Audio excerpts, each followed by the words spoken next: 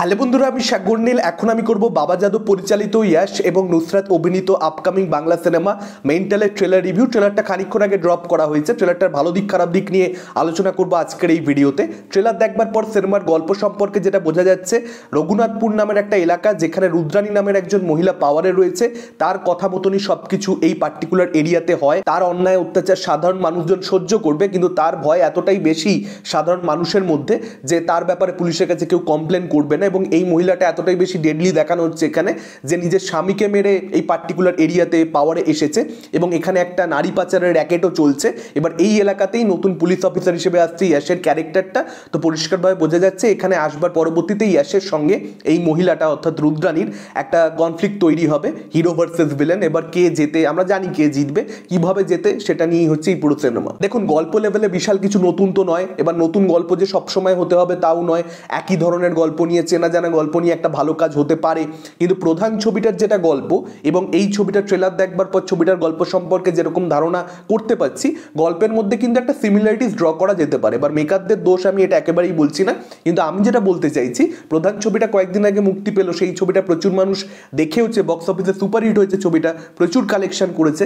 তার কয়েকদিনের মধ্যেই আবার এই ছবিটা মুক্তি পেয়ে যাচ্ছে, যেটার গল্পটা খানিকটা সিমিলার টাইপের, যদিও এখানে ট্রিটমেন্ট অন্য ধরনের। অভিজিৎ সেন যে ধরনের ট্রিটমেন্ট করেছেন, বাবা যাদব ডেফিনেটলি সেই ধরনের ট্রিটমেন্ট করবেন না। ট্রেলার দেখবার পর সেটা পরিষ্কারও হয়ে যাচ্ছে। এবং সম্ভবত রঘুনাথপুরের এই ওয়ার্ল্ডটা প্রধানের ওয়ার্ল্ডের থেকে অনেক বেশি ফিকশনাল হবে। প্রধানের ওয়ার্ল্ডটাও ফিকশনাল, কিন্তু তবুও রিয়েল লাইফ থেকে ইন্সপিরেশন নিয়ে বিভিন্ন ধরনের ইভেন্ট অভিজিৎ সেন তৈরি করেছেন প্রধানের মধ্যে, সেটা আমরা বুঝতে পেরেছিলাম। এখানে হয়তো সেটা হবে না, জাস্ট উপর উপর গল্পটা দেখে সিমিলার মনে হচ্ছে। তো অনেক কিছু চেঞ্জেসও কিন্তু আমরা যখন ছবিটা হলে গিয়ে দেখবো তখন হয়তো দেখবো যে অনেক কিছু চেঞ্জেসও রয়েছে। সেটার সম্ভাবনাকেও কিন্তু আমি সম্পূর্ণরূপে উড়িয়ে দিচ্ছি না। কিন্তু যেটা সমস্যা হয়ে যায়, একই ধরনের গল্প নিয়ে যখন রিসেন্ট সময়ে একটা ছবি রিলিজ হয়ে গেছে, সেই গল্প নিয়ে পরে আবার একটা ছবি মুক্তি পেলে সেই পরে মুক্তি পাওয়া ছবিটার উপরে চাপ হয়। কারণ গল্প লেভেলে মানে সেই ছবিটার ট্রেলারটা অডিয়েন্সকে ইমপ্রেস করতেই পারছে না। মেন্টালের ট্রেলারের ক্ষেত্রে কিন্তু সেই সমস্যাটাই কোথাও একটা হয়েছে। এবং আরও যেটা সমস্যা সেটা হচ্ছে ইয়াশ এবং নুসরাতের এই যে প্রেমের দিকটা বা এই যে রোম্যান্টিক গানটা কয়েকদিন আগে রিলিজ করা হয়েছে, সেই গানটার কিছু ঝলক দেখিয়ে দেওয়া বা একটা যে ডায়লগ রাখা হয়েছে, আপনি একজন অন ডিউটি পুলিশ অফিসারের মন, মানে এই ডায়লগগুলো খুব বাজে ডায়লগ, প্রচণ্ড ক্লিশে। এবং এগুলো 10-15 বছর আগে তখন চলতো, আজকের দিনে দাঁড়িয়ে এই ডায়লগগুলো জাস্ট চলে না। আর ট্রেলারের মধ্যে মদন মিত্রকে যখন দেখানোই হলো তখন এরকমভাবে দেখানো হলো কেন? মানে অদ্ভুতভাবে মদন মিত্র সিনটাকে প্লেস করে দেওয়া হয়েছে যেন মদন মিত্রকে না রাখলে মদন মিত্র রাগ করবে, তাই জন্য ট্রেলারের মধ্যে চলে রেখে দিই একটা সিন। রাখলে একটু ঠিকঠাকভাবে রাখা দরকার, কাজ যখন করেছো তখন ঠিকঠাকভাবে রাখো। তো সেটা আমার বিচ্ছিরি লেগেছে। এবং ইয়াশের এখানে যে ডায়লগটা রয়েছে, তার যখন এন্ট্রি হচ্ছে ট্রেলারের মধ্যে যে আমি সরকারি গুন্ডা, এই টাইপের যে ডায়লগটা, তো সেই ডায়লগটা কিন্তু মোটামুটি ভালোই ছিল, খারাপ নয়। কিন্তু ইয়াশের ডায়লগ ডেলিভারির মধ্যে সেই মজাটা নেই, যে কারণে ওই ডায়লগটার ইম্প্যাক্টটা পাওয়া যাচ্ছে না। একটা ডায়লগের মধ্যে যদি প্রত্যেকটা ওয়ার্ড সেম ওয়েতে বলা হয়, সেম টোনে, সেক্ষেত্রে কিভাবে সেই ডায়লগটার সম্পূর্ণ মজাটা পাওয়া যাবে? এখানে ট্রেলারের মধ্যে যে অ্যাকশনটা দেখা যাচ্ছে সেটা নিয়ে আমি দেখুন কমপ্লেন করতে চাই না, তার কারণ বাংলা ছবির বাজেট কী হয় আমরা জানি।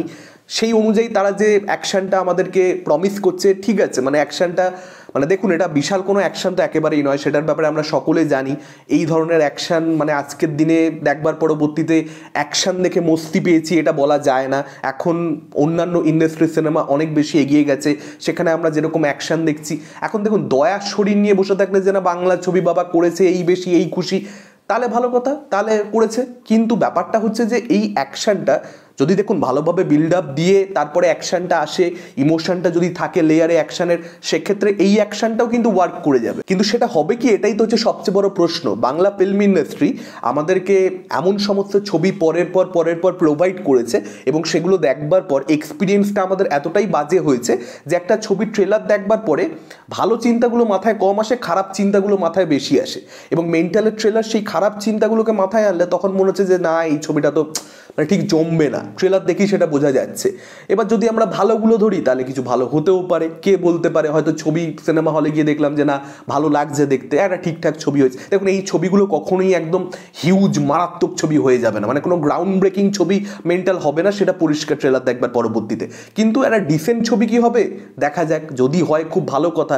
এই ধরনের ছবি ব্যবসা সফল হোক, সেটা তো আমরা সকলেই চাইছি। আর ট্রেলারটার মধ্যে আমার যেটা ভালো লেগেছে, এই যে দিদি ভাইটু এই যে ব্যাপারগুলোকে আনা হয়েছে, একটু রিয়েল লাইফে ভিতর থেকে ইন্সপিরেশন নিয়ে সেই যে খোঁচাগুলো, রাজনৈতিক খোঁচাগুলো, সেগুলো বেশ ইন্টারেস্টিং ছিল, যে ঠিক আছে করবার প্রচেষ্টা করেছে। এটা যে খুব নতুন কিছু এই দিদি ভাই টুর ব্যাপারটা সেটাকে নিয়ে চাটন দেওয়া, দেখুন আমাদের বাংলা সিনেমার মধ্যে অভিনবত্ব বেশি কিছু চাইবেন না, মানে সোশ্যাল মিডিয়াতে যেটা চলে সেটাকেই আর কি ছবির মধ্যে একটু ঢুকিয়ে দিলাম, মানে যেটা মিমাররা করছে, যেটা আমাদের মতন সাধারণ মানুষ করছে, সেটাকেই চলো একটু ইউজ করে দিই, তাহলে যদি একটু কানেক্ট করে, রিলেট করে, তাহলে যদি একটু দর্শক মজা পায়। এইভাবে অভিনবত্ব যে রাজনৈতিক খোঁচাটা দেবো সেটা একটু নতুনভাবে দেবো, সেই সমস্ত ভাবনা চিন্তা করবার সময় এখানে কারুর কাছে নেই সত্যি বলতে। তবুও সেই রাজনৈতিক খোঁচা দেওয়ার ব্যাপারটাকে আমি ভালোই বলবো। এবং এখানে নুসরাতের ক্যারেক্টারটা যে একটা ডায়লগ দিচ্ছে যে আমার সূর্য হচ্ছে শিব, ও রেগে গেলে তাণ্ডব হয়, এরকম যে একটা ডায়লগ রয়েছে, এবং সেখানে ইন্টারকাটে ইয়াসের অ্যাকশন সিনগুলোকে ঢোকানো হয়েছে। তো ডিজাইনটা ভালো করবার চেষ্টা করেছে, প্রচেষ্টাটা ভালো ছিল, দেখতে যে ব্যাপক কিছু লাগছে তা নয়, তবে চেষ্টা করা হয়েছে একটু সুন্দর করে ডিজাইন করবার। এই ধরনের ছবির ট্রেলারের ক্ষেত্রে যখন হিরো আর ভিলেনের ফেস অফ হয়, দেখবেন এই ট্রেলারটার মধ্যে কিন্তু সেটা রাখা হয়েছে, ফেস অফটা হচ্ছে, সেখানে ভিলেনের একটা পাওয়ারফুল ডায়লগ এবং তারপরে হিরোর একটা পাওয়ারফুল ডায়লগ, এই নোটের ট্রেলারটাকে শেষ করে দিতে হয়। এবারে এখানে সেরকম কিছু নেই, বা যে সিনটা রাখা হয়েছে সেখানে যে ডায়লগগুলো, মানে সেগুলো রাদার কমেডি ক্রিয়েট করবার চেষ্টা করছে, সেরকম সিরিয়াস ডায়লগ যেটা আমাদেরকে এই হিরো ভিলেনের টাসেলে মানে ইনভেস্টেড করে দেবে, সেরকম কোনো কিছু এখানে নেই। তো এই ট্রেলারটাকে অনেক বেটার করা যেতে পারতো, এই সেম সাবজেক্ট নিয়ে অনেক ভালো ছবি হতে পারে, বা একটা ছবির ট্রেলার হতে পারে। দেখা যাক ছবিটা তো কীরকম হবে সেটা আমরা পরে বুঝতে পারবো। ট্রেলার লেভেলেই ছবিটা খুব যে ইমপ্রেসিভ কিছু হবে মনে হচ্ছে না। এবং আরও একবার প্রমাণ হয়ে যাচ্ছে যে আমাদের এখানকার যারা কমার্শিয়াল ছবির নির্মাতারা রয়েছে, যারা ডিরেক্টরস রয়েছে, তারা কোথাও একটা গিয়ে মানে 10 বছর আগেই পড়ে রয়েছে। তারা নতুনভাবে যে একটা গল্প বলবো, একটু মানে ট্রিটমেন্টটা নতুন ধরনের হবে, প্রেজেন্টেশন একটু ইউনিক হবে, ফ্রেশ হবে, বাইরের ইন্ডাস্ট্রি আজকের দিনে দাঁড়িয়ে কী করছে সেরকম জিনিসপত্র একটু ফলো করবার চেষ্টা করি। কারণ দেখুন এখানে ক্রিয়েট করবার মতন এখানে কেউ নেই, ওরকম ব্রিলিয়ান্ট মাইন্ড এখানে নেই।